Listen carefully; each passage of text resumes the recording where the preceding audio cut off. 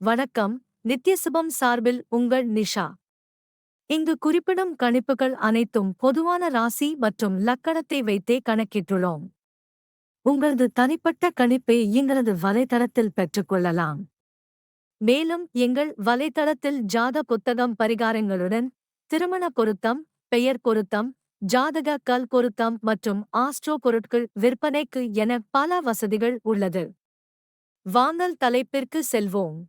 இந்த மாதம் ரிஷப ராசிக்காரர்களுக்கு 9 மற்றும் 10ஆம் வீடுகளுக்கு அதிபதியான சனி 10ஆம் வீட்டில் அமர்ந்து பலமான ராஜயோகத்தை ஏற்படுத்தி உங்களை மிகவும் கடின உழைப்பாளியாக மாற்றுவதால் இந்த மாதம் உங்கள் வேலைக்கு சிறப்பாக இருக்கும்.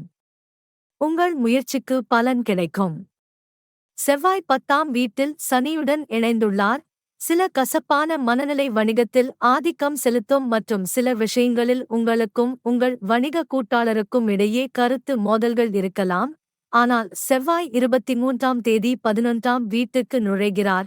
இதனால் வணிகம் செழிக்க ஆரம்பிக்கும். உங்கள் வணிகத்தின் வேகம் விரைவாக மேம்படும். நீங்கள் முன்னேற்றம் அடைவீர்கள். இந்த மாதம் முழுவதும் கேது 5ஆம் வீட்டில் அமர்வதால் ராகு, சூரியன், சுக்கிரன் 11இல் அமர்ந்து செவ்வாய் 10ஆம் வீட்டில் அமர்வதால் கல்விக்கு வழிவகுக்கும். பல்வேறு வகையான இடையூறுகள் மற்றும் தடைகள் சாத்தியமாகும். 2ஆம் வீட்டின் அதிபதியான புதன், குருவுடன் 12ஆம் வீட்டில் அமர்ந்து உங்களின் 10ஆம் வீட்டில் சனியும் செவ்வாயும் இணைந்து 4ஆம் வீட்டையும் பார்ப்பார்கள். இது குடும்ப வாழ்க்கையை சீர்குலைக்கும் வாய்ப்பு உள்ளது. ஒவ்வொரு சூழ்நிலையிலும் மக்களின் நல்லிணக்கமின்மை வெளிப்படும். கேது 5ஆம் வீட்டில் இருப்பார். சுக்கிரன், சூரியன், ராகு, செவ்வாய் ஆகிய ஸ்தானங்கள் அவரை பாதிக்கும். இதன் விளைவாக உங்கள் உறவில் காதல் துளிர்விடும். ஆனால் பெரும்பாலான நேரங்களில் ஒரு முரண்பாடான சூழ்நிலை உருவாகலாம். நீங்களும் உங்கள் காதலியும் ஒன்றாக நேரத்தை செலவிட முடியாது மற்றும் ஒருவருக்கொருவர் பொய்யான குற்றச்சாட்டுகளை கூறலாம். இது உங்கள் உறவில் குறிப்பிடத்தக்க வேதனையை ஏற்படுத்தும்.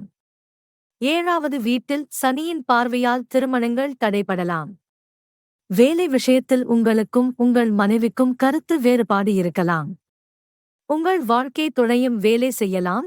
இதன் விளைவாக உங்களுக்காகவும் உங்கள் குடும்பத்திற்காகவும் அவர் அல்லது அவளால் போதுமான நேரத்தை ஒதுக்க முடியாமல் போகலாம்.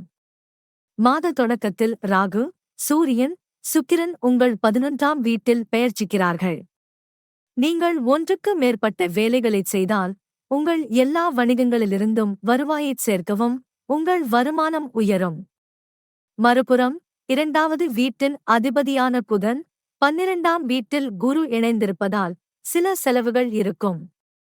நீங்கள் சம்பாதித்த பணத்தை ஏதாவது வேலை அல்லது வேறு சிலவற்றில் செலவிடுவீர்கள்.